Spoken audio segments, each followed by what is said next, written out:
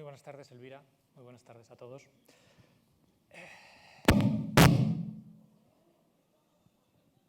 No habremos roto nada, espero. Esto es un poco surrealista, que Elvira Lindo, a quien conocen el 100% de ustedes, tenga que presentarla yo durante un minuto a quien no conoce el 99,5, y el 0,5 es un amigo que está por ahí. Pero bueno, como este festival, La Risa de Bilbao, tiene un punto central en el surrealismo, pues seguiremos con el surrealismo adelante. Elvira Lindo es gaditana, pero he observado, y todos ustedes han observado, que tiene poco acento. Supongo que es porque vive en Madrid desde los 12 años, y luego en otros sitios, Nueva York, por ejemplo, pero lejos de Andalucía y lejos de Cádiz. No sé si forma parte del espectáculo. Luego le preguntaré.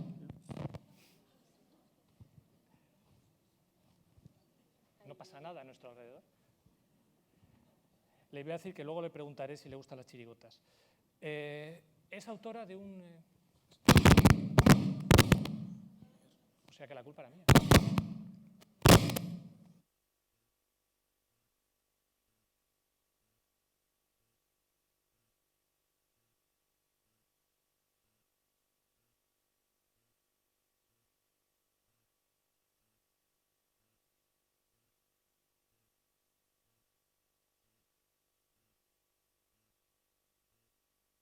Bueno, decía que Elvira es autora de un verdadero catálogo literario que incluye muchísimas cosas. Empezó la novela con la serie Manolito Gafotas hace ya casi 20 años, ¿verdad? 17 o una cosa así. Casi al mismo tiempo escribió una serie de cuentos con otro personaje, en este caso femenino, Olivia. Ha publicado 4 novelas para adultos, varios ensayos, ha sido guionista, y no solo de adaptaciones de sus novelas. Ha hecho pinitos como...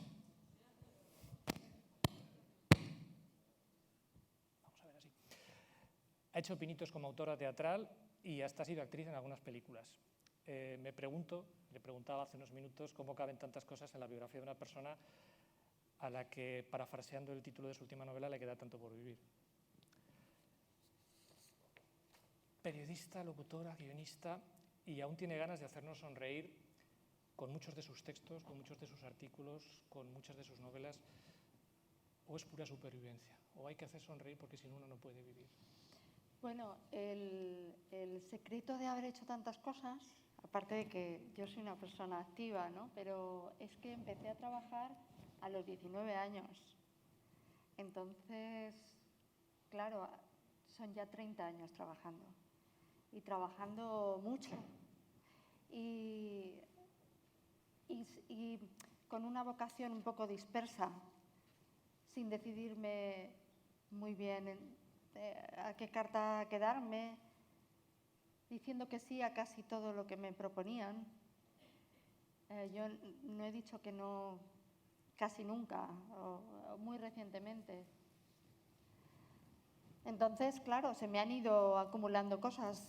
Puedo decir que me gano la vida escribiendo desde los 19 años, pero claro, he pasado por géneros, por distintos medios, de la radio a la televisión, a la novela, al cine, ¿no? Pero fundamentalmente me he dedicado a escribir sobre todo, ¿no? Y el humor siempre ha estado en las cosas que yo he hecho. Y ha estado no porque yo lo haya pretendido verdaderamente, ¿no? Sino porque hay una parte de oficio que, claro, que yo creo que sí que se aprende cuando tienes que escribir, como yo escribí a lo mejor 5 veranos todos los días, y tenían que ser artículos humorísticos. Claro que aprendes a coger el ritmo, porque el humor es una cuestión de ritmo, más que cualquier otro género en la literatura, ¿no? Entonces yo creo que tengo ese ritmo. Pero aparte del oficio, creo que hay algo que tiene que ser innato, como una especie de... pero innato y muy físico casi. Casi como que te haya tocado de pequeño ese papel en la vida. Entonces a mí me tocó ese papel. Y no es el papel que más me ha gustado, o sea, no es el papel, es un papel al que yo me he ido acomodando con el tiempo, pero no es el papel que a mí más me gustaba cuando era pequeña. Quiero decir que en mi casa, que éramos una familia numerosa, pues estaba la hermana formal a la que tomaban en serio, el hermano, o sea, teníamos divididos los papeles y a mí me tocaba pues ser un poco la graciosa, etcétera, pero no era el papel que a mí me gustaba, porque siempre tenía la sensación de que se reían de mí. Entonces… No contigo, sino de ti. No conmigo, sino de mí, y no me gustaba. Fue ya a la hora de trabajar cuando yo empecé a descubrir que a eso yo le podía encontrar una salida, ¿no? Una salida airosa, ¿no? Pero por explicarlo bien, los cómicos, que yo he tenido mucha relación con actores, he escrito mucho para actores, cuando actúan en una comedia clásica, está la pareja de protagonistas, que son los que se quieren, que son los atractivos, que son, pues eso, el chico y la chica, el héroe y la heroína de la historia, ¿no? Y luego están los personajes cómicos, ¿no? Pues a mí lo que me gustaría ser sería la chica de la historia. Y me ha tocado ser en la vida el personaje cómico. Entonces, a veces es muy a mi pesar, ¿no? Pero sí que creo que tengo algo cómico físicamente. Entonces, eso se traduce mucho en lo que escribo. Me ha parecido entender que cuando, por ejemplo, te pedían en el País, te pedían la columna los veranos, ya te decían, tiene que ser una cosa cómica, no puede ser una columna veraniega, ligera, no tiene que ser una cosa cómica directamente, te lo piden así. Bueno, la historia de las columnas del País fue que a mí me pidieron realmente, me llamaron y me pidieron que hiciera un diario de Manolito.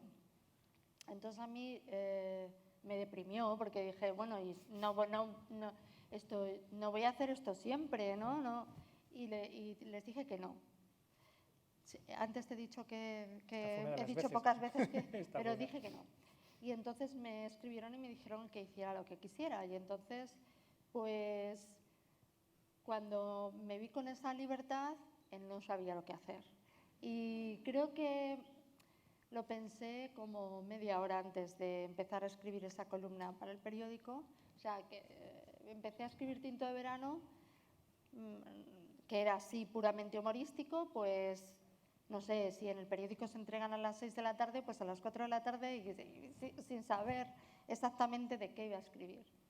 Y lo que pasa es que luego ya le cogí el tono a esas columnas, pero es de las cosas que más me han costado escribir, porque tenía que tener, como digo, mucho ritmo, mucho swing, y luego era una comedia sobre la propia vida, ¿no? Entonces me traía a mí problemas. En fin. ¿Es difícil estar gracioso, ser divertido por obligación? Porque no es lo mismo que un actor, una actriz que tiene un guión y que puede tener mejor día o peor día, pero tiene un papel. Pero claro, ponerse a las 4 y decir, tengo que escribir algo gracioso antes de las 6, y eso todos los días. Es complicado, mira, supongo. Cuando se trata de ser gracioso escribiendo, bueno, a mí eso me gustaba, lo dejé por razones que ahora podemos analizar que te están relacionadas con el humor, ¿no? A mí lo que me cuesta más es que eso me cuesta menos porque es un trabajo, y es un trabajo muy intelectual realmente. O sea, tienes que ponerte ahí con forzar cualquier escena para que acabe convirtiéndose en cómica, ¿no? El lenguaje, todo. La consecuencia de eso es que había gente que se pensaba que yo tenía que ser graciosa todo el tiempo yo. Entonces, como resultado de aquellas columnas, pues columnas que siguieron siendo cómicas los domingos mucho tiempo, me invitaban así a cosas, una cena social, y entonces pensaban que yo iba a animar esta cosa, ¿no? Y que iban a pasar cosas muy absurdas y que, etcétera, y además había cosas que me decían, a ver si sacas esto, y había otras cosas que decían, no saques esto. Entonces esa especie de presión sobre mi personalidad me cansaba, porque justamente yo he tenido siempre un espíritu muy rebelde, y justamente cuando me presionan para ser de una manera soy de la otra. Entonces basta que esperaran de mí que fuera graciosa para que yo me quedara así en el molde y fuera seria y y además pensara, mira, estos cuando yo me vaya van a pensar, mira, es que decepción, ¿no? Y no, eso es un gran malentendido, porque les ocurre también a amigos míos que son, que tienen una vis cómica y hacen papeles cómicos en el teatro, en el cine, y ya no te digo si lo hacen en televisión, que es ir por la calle y la gente se pone como que pierde un poco, la gente se pone tonta, se acercan a estas personas y no saben cómo reaccionar y se ponen graciosos ellos también y quieren que esté gracioso el actor. Y eso es lo más cansado del oficio, ¿no? Que cuando una persona escribe cosas en serio, la distancia normal que tienes con una persona se establece. O sea, tú admiras a un escritor y lo admiras porque escribe unas novelas graves, etcétera. Entonces tú te acercas como con lo que es la admiración, ¿no? Y cuando uno actúa en una comedia o escribe una comedia, la gente se te acerca y te da así. Y claro, a mí no me gusta que me den así. Me gusta que saluden también. Entonces, eso, yo como lo he comprobado, sobre todo lo he comprobado con los actores, ¿no? De ir a un bar y de decir, hombre, Javier, toma, tortazo en la espalda. Y dices, hombre, a que esto no se lo harías a tal otro actor que, ¿sabes? Que, pues este hombre le cuesta hacer lo suyo también, ¿no? Ha salido el personaje de Manolito hace un momento en la conversación. Es evidente que estás un poco cansada del personaje. De hecho, ya hace mucho que tienes el personaje por ahí abandonado. Yo no sé si te gustaría ser recordada, porque tienes ahí una legión de muchachitos que algunos de ellos andarán ahora por los 30 años, la edad de Manolito, me imagino, más o menos, ¿no? Que sin duda tienen el personaje grabado. Yo no sé si te gustaría ser recordada dentro de unos cuantos años más por los Manolitos o más por tus novelas, digamos, convencionales, más serias, aunque también tengan su punto de humor, pero evidentemente con otro planteamiento. Yo es que me pongo a pensar en cómo seré recordada y me pongo muy triste, porque... Lo dejamos entonces. No, porque empiezo a pensar que ya no estoy aquí, y además que soy también muy controladora y empiezo a pensar en cómo podría controlar yo la manera en que voy a ser recordada, pero pensar en lo que va a ocurrir con las cosas que tú haces cuando no estés es triste, porque cabe la posibilidad de que todo se desvanezca, porque realmente recordados pues son muy pocas personas, ¿no? Y claro, uno en la vida le pone mucho esfuerzo a las cosas, ¿no? Claro que uno quiere ser recordado, ¿no? Pero si tuviera que elegir, pues me gustaría ser recordada por todas las cosas en las que yo he puesto mucha pasión, ¿no? Y en Manolito puse mucha pasión, no solamente cuando lo escribí, sino que cuando lo hacía en la radio, yo lo hacía como si saliera a un escenario. Yo creo que eso se notaba. O sea, yo lo hacía como, ¡pah! Porque además mi compinche, que era Fernando, pues no era exactamente un actor, ¿no? Entonces era como que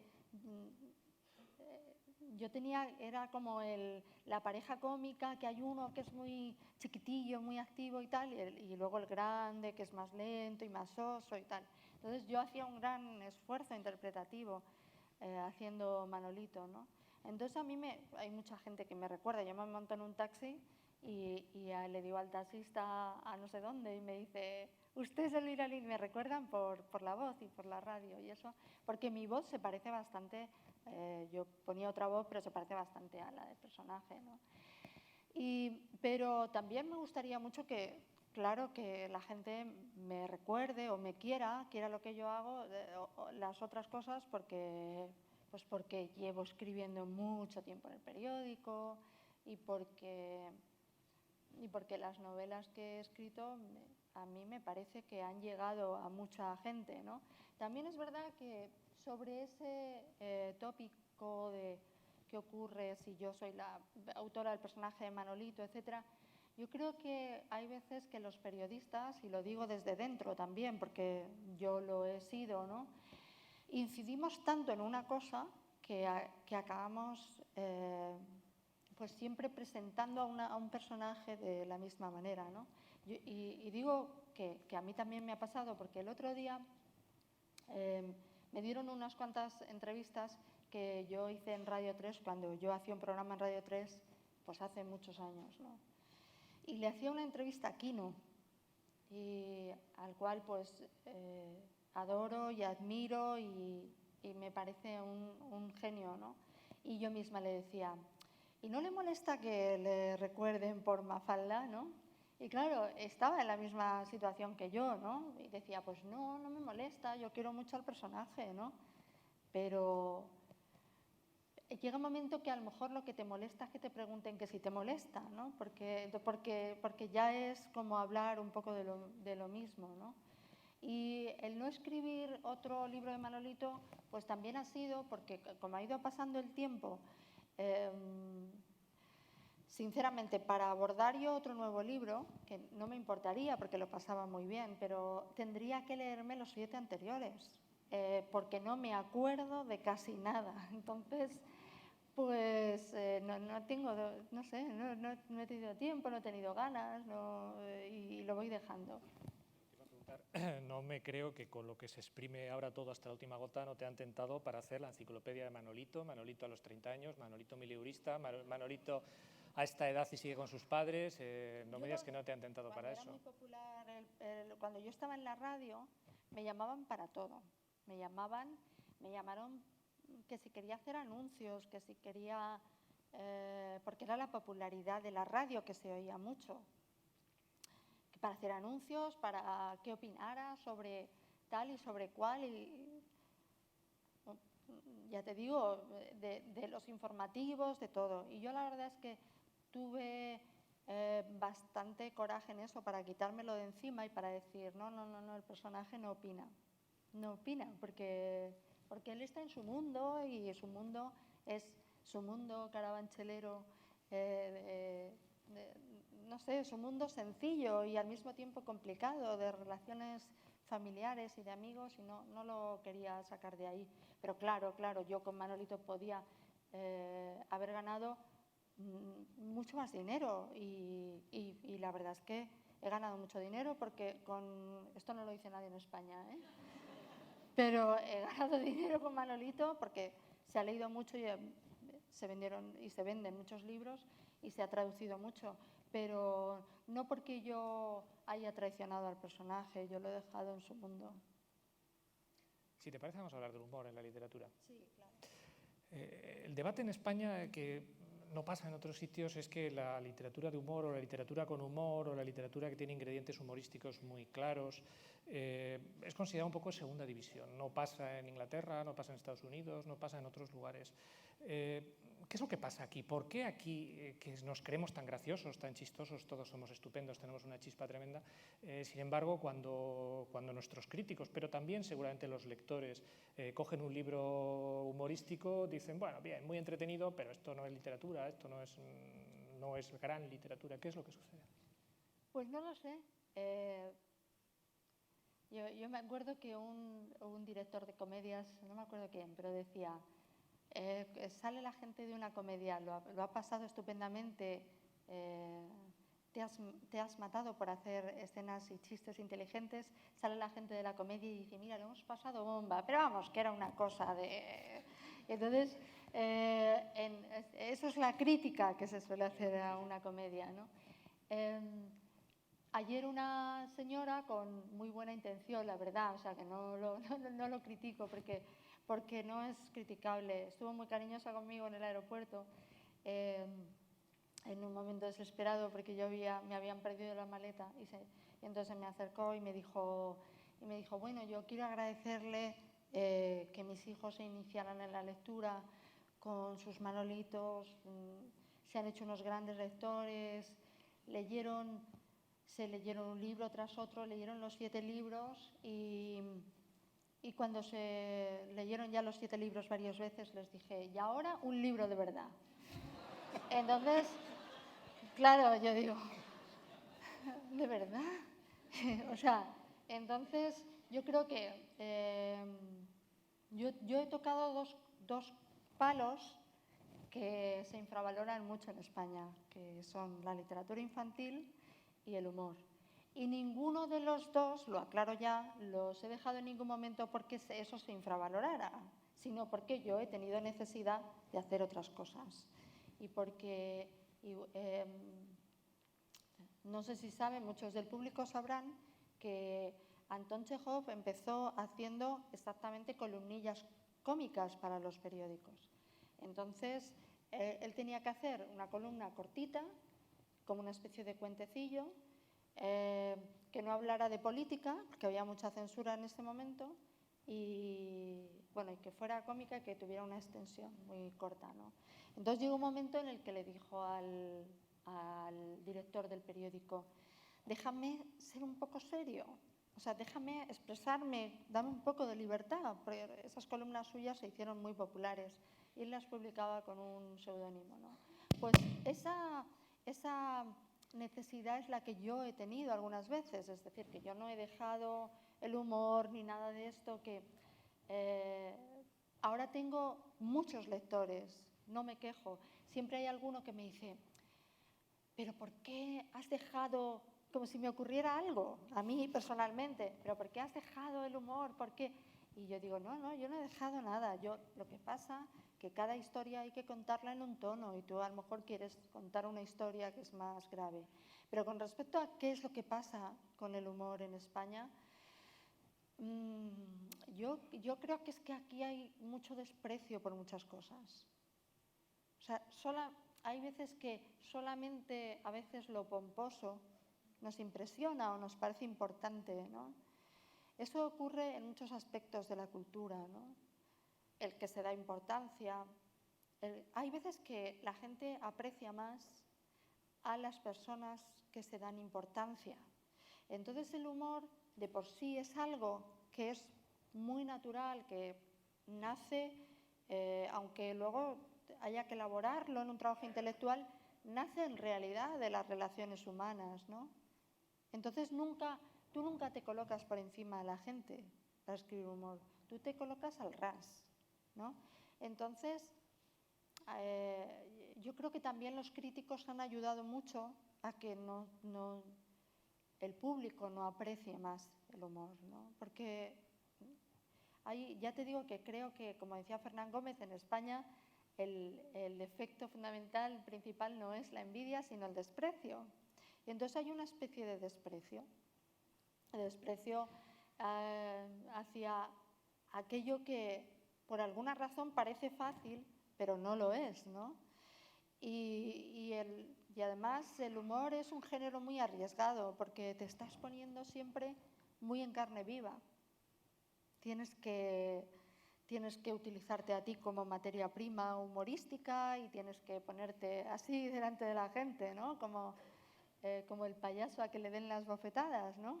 Y entonces, pues, es complicado. Yo, la verdad es que pensando en el tiempo que hacía columnas muy, muy humorísticas en el país, yo, sinceramente, hubiera sido mucho más salvaje de lo que fui.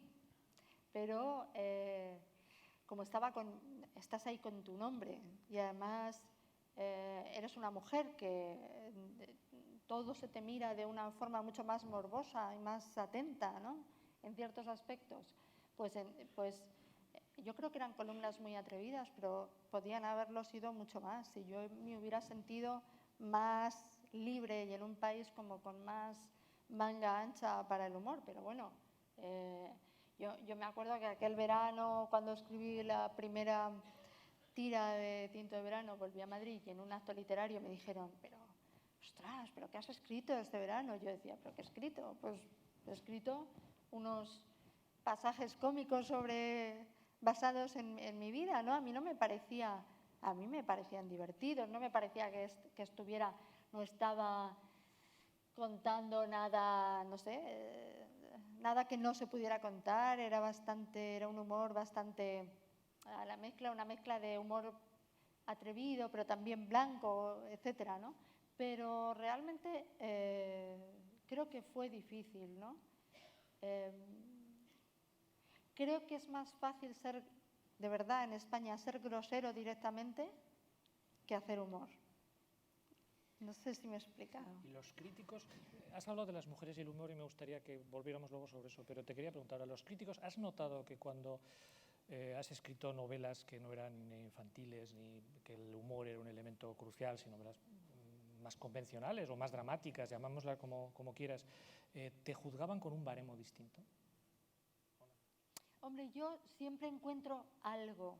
A mí no me gusta quejarme de esto, porque a mí me gusta que... O sea, yo tengo que olvidarme de todo esto porque a mí, yo quiero vivir mi vida, ser libre, escribir lo que me dé la gana, etcétera, ¿no? Pero claro que aprecias el tono.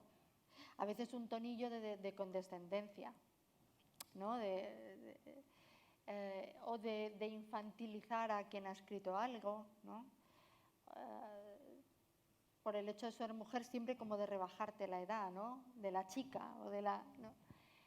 Y con respecto al humor, es más osado en las mujeres porque todo, yo creo que porque es un reflejo de todo, igual que si, o sea, si por ejemplo yo escribo un artículo humorístico en la peluquería, ¿no? La mujer que escribe eso es una maruja. El hombre que escribe que está en la barbería es un dandy, por poner un ejemplo, ¿no? Es decir, que hay una manera de juzgar a las mujeres siempre como rebajándolas un poco, ¿no? Entonces, eso a veces hace que cuando un hombre cuente algo cotidiano, y la prensa ahora está llena de artículos cotidianos, parece que el hombre está contando algo interesante, algo que puede contar, algo que refleja el mundo, y cuando lo cuenta una mujer parece que se queda en algo más doméstico. Ya te digo, yo creo que el ejemplo de la peluquería es lo que es, ¿no? Si un hombre cuenta que está en una barbería y le están arreglando la barba y él está pensando en algo que tal y cuenta una situación absurda, pues dices, mira, que, ¿sabes? Te suena como elegante, ¿no? Si una mujer está con el tinte y está con... pues suena distinto, ¿no?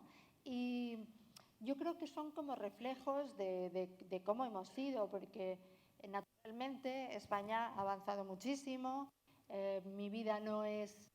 nuestra vida no es la de nuestras madres, afortunadamente, estamos en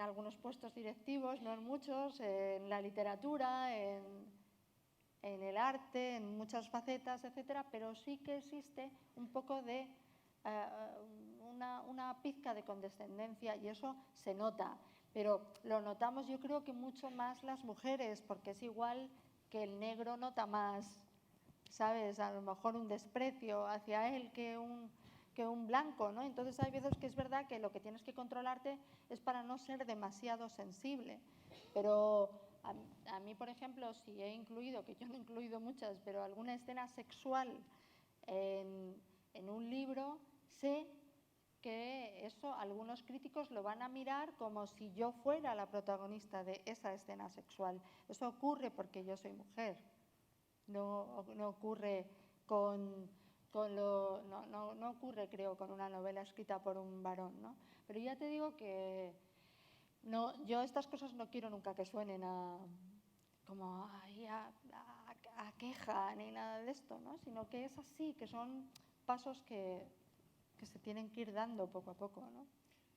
Porque hay muchos estereotipos, ¿no? Escribe literatura criminal, policíaca, hombres y mujeres, pero se habla muchas veces de las grandes damas de la literatura criminal, que en el siglo XX ha habido muchas y en el siglo XXI sigue habiéndolas. Pero en cambio, cuando se habla de literatura de humor, más bien se cita siempre a varones, ¿no? Estoy hablando de la literatura internacional, ¿eh? Se cita siempre a varones. Da la impresión de que los grandes autores de la literatura policial han sido mujeres o están siendo mujeres, y los grandes de la literatura humorística son hombres. Es decir, parece que hay un reparto de papeles muy claro y a las mujeres os ha tocado el crimen. Vaya. Pues fíjate que estaba pensando yo, ahora estoy escribiendo un libro sobre Nueva York, pero estoy pensando escribir una novela bastante humorística, lo voy a intentar, que a lo mejor no lo consigo, y tiene tiene algo así, un suspense, o sea que voy a mezclar los dos géneros, cosa que ha sido también muy masculina, ¿no? Y muy inglesa también, ¿no? Pero tienes razón. Probablemente, ya te digo, que tenga algo el género como de arriesgado, que la mujer piense que no la van a tomar en serio, como las mujeres siempre tenemos un intento de que estamos intentando que nos tomen en serio en todas partes, ¿no? Pues entonces, si a eso le añadimos que hacemos cosas humorísticas, pues ya es que dices, no me van a tomar en serio nunca, ¿no? Pero yo siempre he corrido ese riesgo porque me gusta mucho escribir humor, la verdad. Y ya cuando es escribir humor para que intervengan actores, etcétera, me gusta muchísimo. Y luego, no sé, yo he tenido muchos amigos, tengo amigos varones o con mi marido, por ejemplo, que compartimos mucho el sentido del humor, ¿no? Y también hay una idea de que hay una especie de humor entre las mujeres y hay otro humor entre los hombres, etcétera. Y a mí me ha gustado ser un poco transversal en eso, ¿no?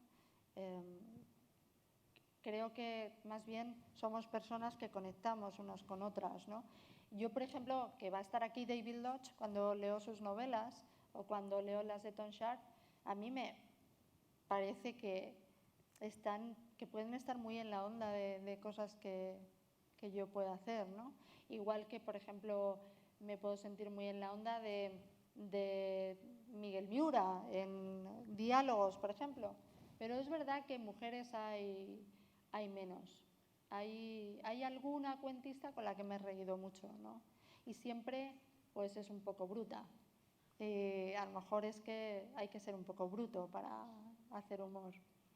Acabas de hablar has dicho, cuando escribo cosas para películas o para televisión. Pregunta para Elvira Lindo, guionista. ¿Es más fácil hacer reír que hacer llorar o al revés? Pues las dos cosas tienen truquillos, ¿no?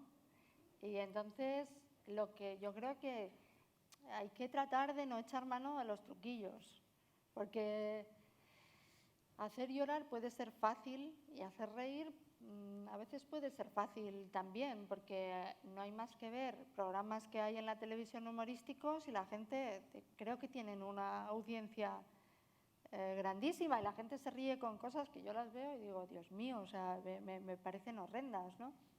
Entonces, creo que hay una escritura mala de humor y una escritura mala dramática, ¿no? Y apelar a los sentimientos fáciles, sean para reír o para llorar, pues realmente es estar, no sé si haciendo trampa, pero creo que hacer reír es muy difícil y que no depende solo de contar un chiste. A mí, por ejemplo, me pasó cuando escribí una película que se llamaba El cielo abierto y que además fue una película que fue mucha gente a verla y tuvo pues algunos premios, etcétera. Y esa película tenía un problema, que es que yo no controlé demasiado bien el ritmo de los diálogos y había chistes todo el tiempo.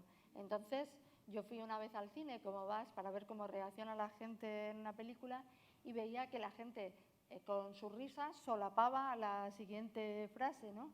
Yo estaba como indignada con el público, como diciendo, pero si os reís aquí, no os vais a enterar de lo que viene después, claro que es mejor. Y el problema realmente lo había tenido yo, que no había sabido escribirlo bien. ¿Y por qué? Porque a mí me gusta el humor que va dando así, que va haciendo ondas, ¿no? El humor que aparece y desaparece. Y las desapariciones del humor creo que son tan importantes como las apariciones. Y a mí me gusta ese humor que en un momento dado te deja a veces helado o de pronto te emociona o de pronto te dice una cosa que te deja pensando y no sabes si reírte o no reírte, ¿no? El chiste así continuo me cuesta más trabajo, salvo excepciones que me parecen geniales de algunos cómicos que me parecen que son genios y que pueden dedicarse a eso tan tan raro que es contar un chiste detrás de otro, ¿no? Pero no es lo que a mí más me gusta hacer, no es lo que a mí más me gusta escribir. O sea que hay también una cuestión de equilibrio, que una película de 90 minutos en la que hay 90 chistes igual es mucho menos cómica o tiene mucho peor resultado que una en la que solo hay 25. Hombre, es que cuando, por ejemplo, yo creo que cuando ves El apartamento, que es un poco la película que citamos siempre porque es deliciosa, ¿no? Hay momentos en los que te conmueve mucho. Entonces, cuando te hace gracia, te hace mucha gracia. Pero pasa siempre con el humor así que es de categoría, ¿no? Que hay momentos en los que los personajes te dan pena. Porque los personajes cómicos hay algo que tienen te dan pena, hay algo que tienen de patéticos o de desamparados, ¿no? Y eso te puede estar haciendo mucha gracia hasta que te producen ternura, ¿no? O sea que el exceso de humor daña el humor, en realidad. Yo creo que el exceso de humor daña el humor, sí, es como estas personas, pero esto desde que somos pequeños, ¿no? Desde el gracioso de la clase que se convierte en un personaje muy pesado, o todos ustedes conocerán una persona que dices que ya te la vas a encontrar en un sitio y dices, no, por Dios, o sea, porque no, las personas dejan de tener gracia, ¿no? Y porque además a veces que hay que hablar en serio y de hablar en serio y en broma, y etcétera, creo que eso tiene más encanto. ¿La sociedad española es una sociedad con sentido del humor o no? Yo creo que en las relaciones humanas sí, o sea, creo que a lo mejor no tanto como nosotros pensamos que tenemos, ¿no? Porque, por ejemplo, eso se ve en cuanto uno viaja. Si vas a América Latina y vas a Colombia o vas a Argentina y te encuentras con que hay un humor particular en esos países y es un humor que enseguida, o sea, lo entiendes enseguida, es particular a la vez, te gusta y te das cuenta de que no somos los reyes del humor. Pero me parece que como somos un pueblo mediterráneo y abierto, aunque nosotros pensemos que los de Bilbao son muy del norte, pero yo considero que si lo miras, si miras el globo terráqueo, está en un sitio cálido, aunque parezca cálido y más soleado de lo que parecería, ¿no? Últimamente mucho, además. Sí, y entonces pienso que precisamente por ser abiertos sí que hay algo de humor en la calle, en las relaciones, etcétera. Entonces, creo que sí que lo hay. Ya no te digo, o sea, por ejemplo, lo de Cádiz es una cosa a estudiar por científicos de todo el mundo, ¿no? Porque a mí me gusta esa variedad, ¿no? Yo cuando vengo aquí a Bilbao encuentro un humor que me hace mucha gracia y que es muy determinado, ¿no?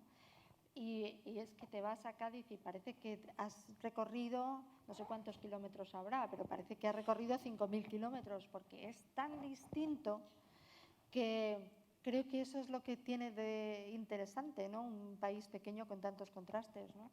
Entonces, pero creo que es muy difícil igualar el lenguaje absolutamente metafórico de los gaditanos. Los sevillanos lo intentan, pero no lo consiguen y ya tienen bastante con tener una ciudad muy bonita. Entonces, no son los más graciosos del mundo. O sea, tienen más gracia realmente los gaditanos, porque yo creo que tienen algo muy, en el fondo, muy relacionado con el humor español y con el humor español que se ha reflejado en la literatura también, que es el humor del pobre, que yo creo que el humor inglés a veces es el humor del rico y el humor gaditano es, vamos, a mí me encanta porque es el que como no tiene nada se dedica a ver la vida pasar y a reírse de todo lo que pasa por delante, ¿no? Y claro, ser forastero allí es complicado porque te sientes soso, sientes que todo el mundo es mucho más gracioso que tú y sientes que se ríen de ti. Pero hay que Bueno, es así, pero para un abuelo que esté acodado en un bar en Cádiz como si estuviera con velcro, porque hay algunos que se pasan no el día, sino la vida allí, el que tú entres a un bar, una persona nueva, etcétera, es una alegría y empieza a salpicar de chistes la conversación, y yo me he visto en alguna de esas, ¿no? Y realmente tú eres el motivo de mofa, ¿no? Pero bueno, eso también es una labor de resistencia para el forastero, ¿no? Y me ibas a preguntar si me gustan las chirigotas. Sí. Pues me hacen mucha gracia las chirigotas porque a mí, que me gusta mucho el humor cuando es retorcido y cuando decíamos el humor de los ricos, el humor más intelectual y tal, me gusta mucho el humor como Sancho Pancero también. Es decir, que de hacer unas letras ahí que son ingeniosas y que se burlan de todo el mundo y que hacen unas chirigotas con las niñas de Zapatero, etcétera. Yo creo que son los que se atreven en España casi, en los carnavales de Cádiz, se atreven a cosas que probablemente ni los medios de comunicación ni otros medios se atreven, ¿no? Y es verdad que hay una libertad de lenguaje y de pensamiento grandísima, ¿no? Sí, pues te iba a preguntar, que decías lo del humor de los ricos, de los ingleses, pero es verdad que los ingleses se atreven con muchas cosas en sus novelas, en sus películas, en sus series de televisión, a no dejar títere con cabeza cuando arremeten contra algo con un sentido del humor, a veces elegante, pero a veces muy cruel también. Y aquí no nos atrevemos con eso. No sé si porque tenemos menos sentido del humor, porque somos más cobardes, porque tenemos más miedo, o qué es lo que sucede. Yo creo que hay algo también del miedo a que se desmoronen las instituciones, es decir, que a lo mejor es un exceso de responsabilidad muchas veces porque probablemente los ingleses, si hacen chistes sobre la monarquía o una novela sobre la reina, como hay tantas novelas sobre la reina, nadie piensa que la monarquía, que está atentando contra la monarquía, ¿no? Entonces aquí realmente yo creo que sentimos como una especie de fragilidad, como de que nada se venga abajo, ¿no?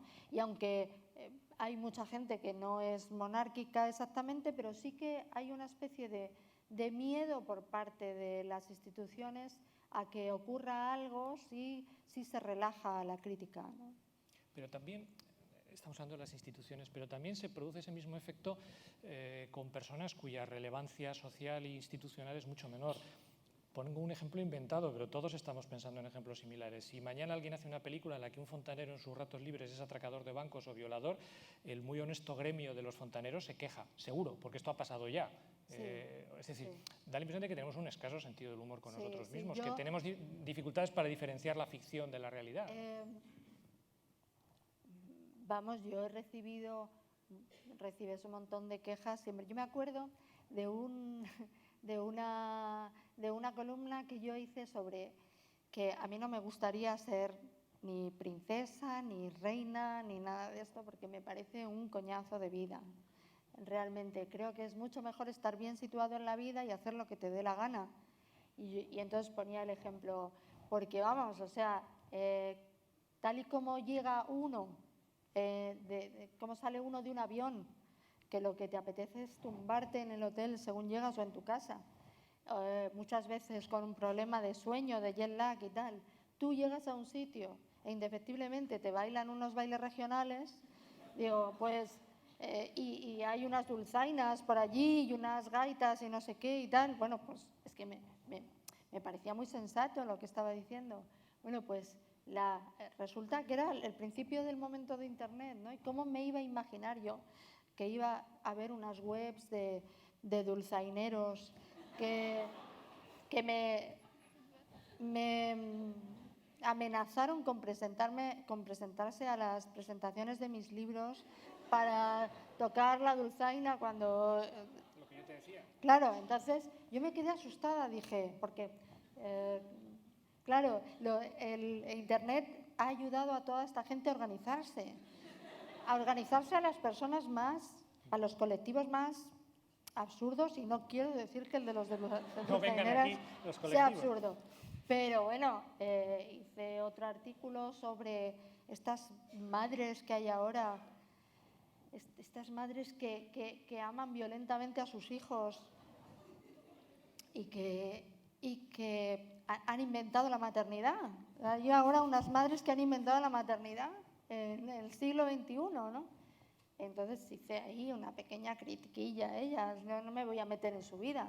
O sea, yo como madre he sido un desastre, pero lo proclamo a los cuatro vientos, pero ese exceso de pureza y de comportamiento tan moral y de apego a los hijos de esa manera tan encimona, etcétera. Le llamé encimonismo a esa corriente, ¿no? Y de verdad estaban organizadísimas, o sea, pero no a nivel español solo, están organizadísimas a nivel internacional y te pueden hacer la vida imposible. O sea, yo nunca más voy a escribir sobre las madres. Ya pasará esa moda y habrá otras madres como era la mía o como era yo, etcétera, como un poco más relajadas. Porque ellas no saben que están viviendo una moda. Ellas piensan que es que de verdad han descubierto una cosa que es esta cosa que yo creo que empezó con las revistas de las revistas femeninas y todo eso, y del corazón, que era como, tenías un bebé como quien tiene un complemento, ¿no? Entonces, pues, de descubrimiento de la maternidad, etcétera, y que se dicen unas cosas que dices, pero por favor, o sea, como si las demás madres del mundo no hubiéramos querido a nuestros hijos, vamos. Y entonces, pues, ya te digo, hay que tener mucho cuidado, ¿no? Realmente no sabe uno a veces de qué escribir, porque estás ahí constreñido por la falta de sentido de humor, ¿no? El gremio de las madres o el gremio de los fontaneros. Supongo que si, tú misma has dicho, no voy a escribir de las madres, pero supongo, y ahora igual me pongo un poco más serio, que quizá por eso, porque algunos autores han dicho, bueno, si las madres y los fontaneros se ponen así, que no me puede pasar, en este país con cosas más serias, pero que también tiene su componente de humor, se ha hecho muy poco humor hasta tiempos recientes. Estoy pensando en dos cosas. Se ha hecho muy poco humor con ETA, y no me refiero a las víctimas, por supuesto. Me refiero a la iconografía, al discurso. Se hace humor ahora, en el último cuarto de hora, más o menos, pero en los 30 o 40 años anteriores no se ha hecho nada. En Estados Unidos lo han hecho con la mafia, por ejemplo, sí. Y mucho, además. No se hace humor con el integrismo islamista, en absoluto. Se hace con el integrismo católico, pero no con el islamista, por si acaso. No sé si en el humor también no hay, entre los autores que se mueven en este campo, no hay también una notable cobardía. Claro, hay cobardía, porque es que cuando acordaros de la amenaza a Salman Rushdie, realmente, o sea, parece que son cosas que te pillan muy de lejos, pero yo he visto gente meter su libro en una bolsa para que no se viera el título de su libro cuando él estaba amenazado, y porque no sé si mataron a 2 editores, o sea, no era ninguna bromita, ¿no? Entonces, por supuesto, cuando hay gente que dice muy conservadora, cuando se hace una crítica a la Iglesia Católica, por ejemplo, y dicen, y a ver, ¿por qué nos metéis con los islamistas? Entonces, yo digo, bueno, pues deberíais tener como un orgullo que podemos hacer ironía con la Iglesia Católica. Yo creo que eso debía ser un orgullo para la propia Iglesia Católica. Pero lo que te reprochan es que seas cobarde. Y claro, naturalmente, o sea, hay cosas con las que se es más cobarde porque realmente hay una falta de libertad. Con respecto a ETA, pues yo creo que si yo, por ejemplo, apreciaba cuando llegaba al País Vasco hace, yo qué sé, 15 años y apreciaba que no estaban las cosas para bromas, e incluso yendo en el taxi, tú medías lo que decías, etcétera, pues cuando no la gente que vivía aquí, que vivía todos los días y que tenía que relacionarse con todo el mundo, ¿no? Entonces, evidentemente, hay muchos signos de cobardía en la gente, pero claro, a veces es muy complicado criticar esa cobardía. Yo creo que lo que hay que resaltar es la valentía, ¿no? O sea, a la persona que es valiente realmente esa persona es una persona ejemplar, ¿no?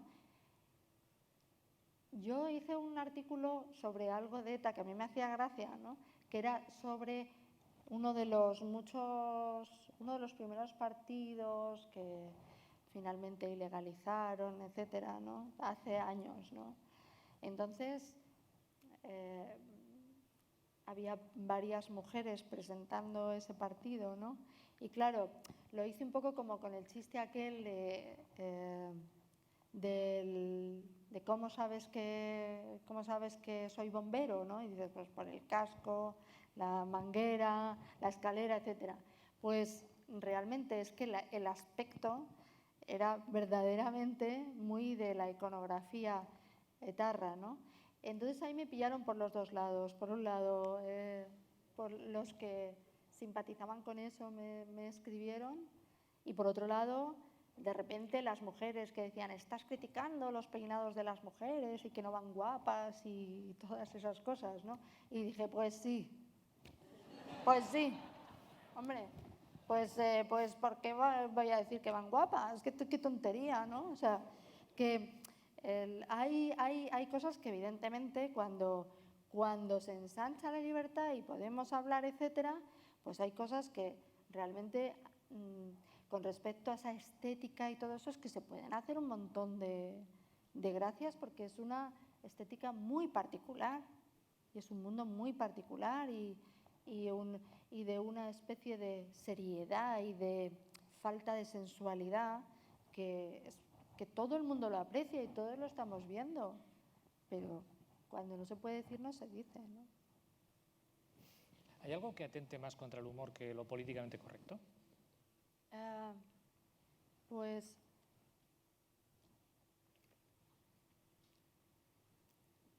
sí, yo creo que pues, realmente, por ejemplo, en España atentaba más contra la libertad del humor Franco que lo que luego ha sido lo políticamente correcto. O sea, si realmente medimos por límites que se le ponen al humor, pues hablábamos antes de estos humoristas que para mí fueron grandes, de los humoristas de La Codorniz, de Tono, de Miura, de Gila, de Jardier Poncela,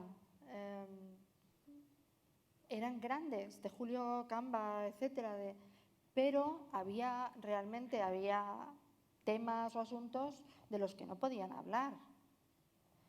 Entonces ahora lo que pasa es que nosotros los conocemos tal y como fueron y nos gusta tal y como fueron y lo que hicieron, porque lo que hicieron estaba muy bien, ¿no? Pero realmente a España le faltaba el humor político y claro, tenemos como una especie de retraso. Ahora decimos, ¿y por qué no nos reímos de esto? Pues porque hemos estado sin poder hacer humor político durante 40 años, claro, te tienes que poner al día, ¿no? Con respecto a lo políticamente correcto, pues de acuerdo que es un coñazo, que todas estas cosas que yo te decía de los artículos, etcétera, pues es, bueno, pues esto, que si las mujeres, que si la maternidad, que si tal grupo, que si tal otro, etcétera. Yo precisamente creo que he tenido muchos lectores gays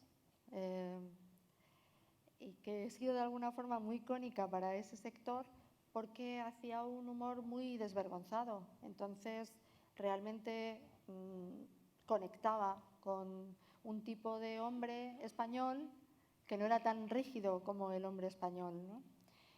Que es muy rígido, ¿no? Y lo políticamente correcto yo creo que por ejemplo en Estados Unidos, yo creo que se ha ido relajando. Y aquí hemos tenido nuestra propia corrección política, ¿no? En Estados Unidos estaba muy conectada la corrección política pues con los negros, claro, porque o sea, digamos que cada país adecúa su corrección política a los problemas que verdaderamente tiene, ¿no? Aquí, por ejemplo, ha habido una corrección política con respecto a las identidades, ¿sabes? A no decir que no se dijera nada de un gallego, que no se dijera nada de un andaluz, porque entonces todos los andaluces se sentían atacados, insultados, etc. Y no hablo de cuando son insultos reales, sino de cuando se trata de hacer humor, ¿no? Entonces, lo que ocurre es que a veces, como hablábamos antes, yo creo que muchas veces se dice, esto es una corrección política inaceptable, y lo que ocurre a veces es que es una grosería, me parece que es algo diferente, ¿no? Entonces, fíjate que ocurre una cosa muy curiosa. En España, gente muy, muy conservadora se ha aferrado a eso de saltarse la barrera de lo políticamente correcto para meterse cruelmente con las mujeres, por ejemplo. O sea que es curioso cómo la derecha en muchos casos está utilizando todo eso de la corrección política es terrible. No, es que usted lo que ocurre es que le gusta hacer chistes de negros, de maricones, de monjas violadas, de mujeres... O sea, es que no es que le esté poniendo límites la corrección política, es que ya está bien. O sea, es que hay cosas en las que creo que España tenía que cambiar y hacerse un país un poco más fino en ese sentido. Entonces, yo creo que por un lado está la corrección política, que puede ser una pesadez cuando es una cosa exagerada y paranoica, sobre todo. Y otra cosa es pues que me parece que al haber sido un país muy machista y muy, pues es verdad que el humor tiene a veces una grosería que, por ejemplo, yo que veo programas humorísticos en Estados Unidos y hay programas muy salvajes, pero a veces carentes de esa grosería, probablemente porque ha sido un país con una cierta tradición democrática más antigua, ¿no? Quizá aquí porque se hace muchas veces el humor no con el personaje público, sino con la persona, quizá. Sí, claro, porque bueno, yo creo que eso a veces ocurre en todas partes, ¿no? Pero sí, a mí me sorprende sobre todo, me sorprende que eso esté ocurriendo en periódicos que son de gran tirada, que forman parte de los periódicos de la clase media.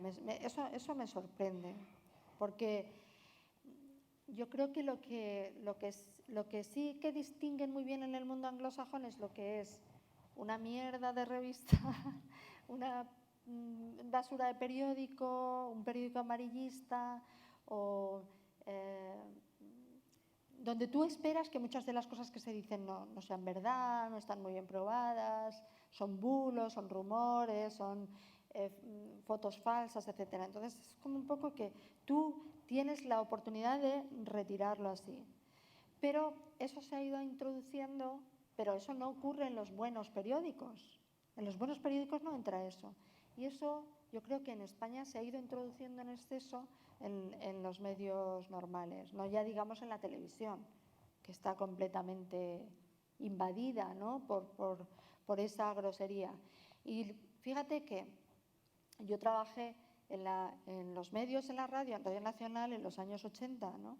Y creo que la libertad en ese momento estaba mejor entendida que ahora, en el sentido de que yo estaba en una radio, en la emisora más moderna que había entonces, que era Radio 3, y hacíamos programas, llegábamos a mucha gente, digamos, a la gente más moderna, progresista, como la quieras llamar, del país, ¿no?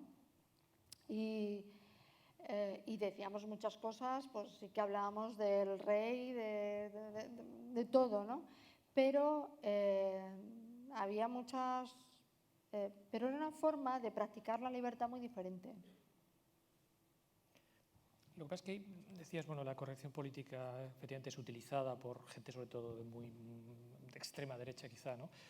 Pero también es cierto que no sé si en algunos casos el que hace determinadas bromas en películas, en series o en acontecimientos públicos supera límites. Es decir, el tema es igual, es dónde están los límites. Estoy pensando en el famoso episodio de Nacho Vigalondo, aquello del holocausto no fue real, Bueno, ese chiste que, desafortunado, lo ha reconocido, ese chiste en Alemania le hubiese costado un proceso judicial.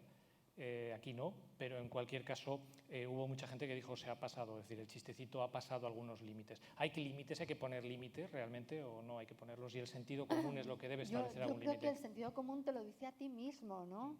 O sea, yo también en esos mismos días apareció el modista Galiano haciendo esos comentarios tan desagradables en un bar, ¿no? Yo creo que hace años, pues a ese tío, pues hubiera sido Galiano que hubiera sido, le hubiera cogido el dueño y le hubiera puesto de patitas en la calle y le hubiera dicho, pues es la última vez que usted ha entrado aquí. O sea, creo que a mí me dijo una vez un fiscal del Tribunal Supremo que todo aquello que se pueda arreglar sin que medien abogados es mucho mejor, ¿no? Entonces, yo creo que hay una cosa como de sensatez, ¿no? De decir, este chiste que estás haciendo no tiene gracia, no tiene gracia fuera de mi bar, ¿no? Tengo el derecho de admisión fuera de mi bar.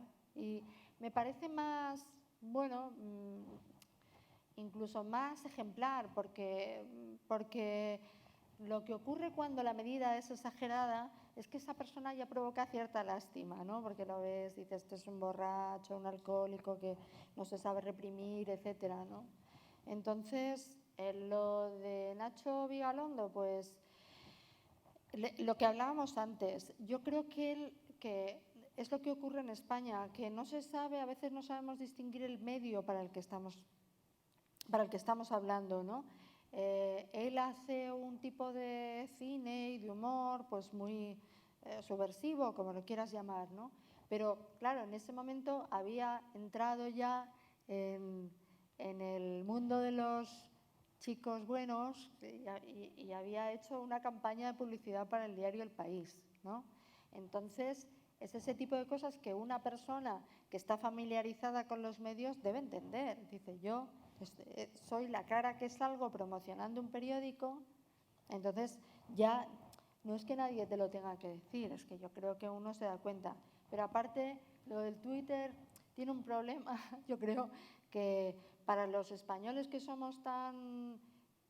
bebemos 2 copas y somos tan bocazas y todo esto, pues claro, podemos meter la pata en 150 caracteres, nos arruinamos a nosotros mismos la vida, ¿no? Yo, por ejemplo, que soy muy frecuentadora del Facebook y tal, no tuiteo porque digo, bueno, vuelves un día alegre a tu casa y sueltas algo que dices, de lo que luego te vas a arrepentir, una gracia y tal, y realmente se habla mucho de cómo establecer la privacidad en esos medios y tal, pero realmente no son medios exactamente privados. O sea, cuando tú tienes... primero, el Twitter es algo abierto a todo el mundo, es como si tú estuvieras haciendo declaraciones, ¿no? Como si yo estuviera aquí, o sea, como ahora mismo, ¿no? Pero el Facebook, por ejemplo, tú dices, no, pero es que yo me he ido haciendo amigos. Ya, pero yo tengo como 300 en mi página. Si es que ya ni los conozco, no sé ni quiénes son. Tengo que cuidar un poco lo que digo, claro, ¿no? Y me gusta... Luego tengo otra página oficial donde cuelgo los artículos, etcétera. Pero en una que estoy con seudónimo, etcétera, que ya sabe todo el mundo quién soy, claro, pero... ¿Cómo voy a controlar, cómo voy a hacer declaraciones ante 300 personas y pensar que no van a extenderlo por ahí, ¿no? O sea que quizás los límites deben plantearse también no solo en el sentido común, sino también en función del público al que nos dirigimos. Claro, claro. Y no hacerse fotos desnuda en el baño. Y ponerlas luego en la red. Y luego, claro, bueno, ya ni ponerlas en la red. Yo creo que no hay que hacérselas desnuda ni solamente para dejarlas en un teléfono móvil, ¿no? Y a todas estas cosas hay que mirarlas con mucho respeto porque realmente parecían cosas de ciencia ficción, pero ya todo hay que mirarlo muy bien, ¿no? Los mensajes que se mandan en el correo. Incluso cuando se habla por teléfono, ¿no? Todo esto con las escuchas de Murdoch, me estoy yendo del tema completamente. Con las escuchas estas de Murdoch y todo esto, ¿no? que hablaba con Toni Garrido en Radio Nacional y me decía él, pero ¿tú has tenido miedo alguna vez de que te hayan escuchado, te hayan hackeado, tal, intervenido el teléfono? Digo, claro. Y me decía así como, pues te tienes que creer muy importante. Digo, no, pero son cosas que a todos nos han parecido muy, muy extraordinarias y que ahora lo son menos, ¿no? Tenemos que ir terminando, Elvira, pero no quería dejar de hacerte una pregunta de cotilleo literario. Es evidente que en tus libros hay más humor que los de tu marido. Me gustaría saber si el reparto de papeles en casa es el mismo. Pues es que tenemos un humor muy complementario, o sea, muy diferente, pero que se complementa muy bien. Porque a mí Antonio me hace mucha gracia. Lo que pasa que, claro, a veces eres un poco prisionero de la imagen pública que tienes, ¿no? Entonces él es un señor grave, serio, su propio rictus es serio, etcétera. Pero yo creo que la imagen que nosotros damos a los demás sería para un buen estudio, ¿para qué? ¿Para un sociólogo o algo así? O para un estudioso sobre, ya te digo, el impacto de cómo una imagen llega a los demás o cómo determinados gestos llegan a los demás, ¿no? Entonces, pues a mí el público me ve más graciosa y entonces piensan, evidentemente, porque es como una consecuencia de eso, piensan que soy más superficial y yo no soy una persona, bueno, me da igual que piensen lo que quieran, pero no soy una persona superficial. Creo que hago uso de la frivolidad cuando quiero y cuando me interesa y porque creo que yo me fío poco de las personas que no tienen algunas dosis de frivolidad, me fío poco porque pienso que todo el mundo tiene que tener algo hedonista, al menos para que a mí me interese, ¿no? Y para ser de fiar. Tiene que tener algún vicio, alguna cosa así, ¿no? Si no es mentira, ¿no? Si no es mentira. Si no, tal. Entonces, digo, eso es la imagen que muchas veces creo que se tiene de mí, ¿no? Porque el humor siempre se relaciona con la superficialidad, ¿no? Y luego la imagen que proyecta Antonio creo que es demasiado seria. Y hay veces que es, no sé, no sé, yo creo que parece mucho más serio realmente de lo que es, porque tiene un humor yo creo que tiene un humor muy jienense, que son muy serios diciéndolo todo y entonces luego cuando en las distancias cortas te das cuenta de que realmente tiene muchísimo humor, ¿no? Y me acuerdo que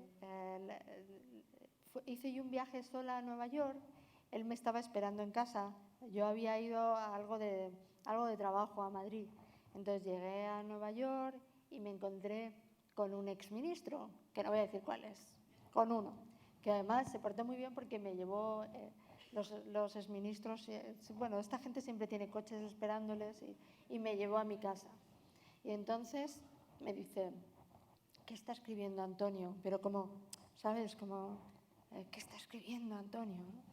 Y yo le dije, pues, no fue hace mucho, le dije, pues está escribiendo un libro más ligero y tal, porque claro, después del libro tan largo que escribió y tal, y digo, está tratando de hacer algo más ligero. Y me dice, Antonio nunca puede hacer nada ligero.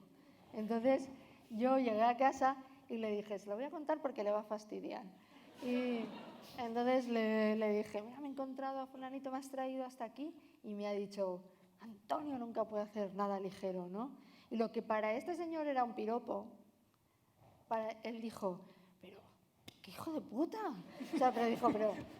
O sea, porque él quiere hacer cosas ligeras, ¿no? Y entonces es igual que si cuando a mí me dicen, no, pero lo tuyo es... Lo ligero. Exacto. Y yo digo, pues no, que hay que dejar libertad creativa a la gente y también hay que pensar que no todo que no estamos hechos de una pieza y que las personas que nos parecen muy serias, pues a lo mejor es porque tienen esa cara, porque su humor se expresa con más seriedad, pero creo que la persona con la que yo más me río es con Antonio, y fue desde el principio, y probablemente conectamos enseguida por eso, ¿no? Y creo que también una de las razones por las que yo me río es porque él me entiende muy bien y me quiere precisamente porque yo tengo esa vis cómica que, como te decía al principio de nuestra charla, a mí no me gustaba nada cuando era pequeña. Entonces, vamos, como soy, me quiere como soy. Muchas gracias, Elvira. Muchas gracias a todos ustedes. Esto continúa, saben que a las 10 hay una proyección aquí. Pues buenas noches.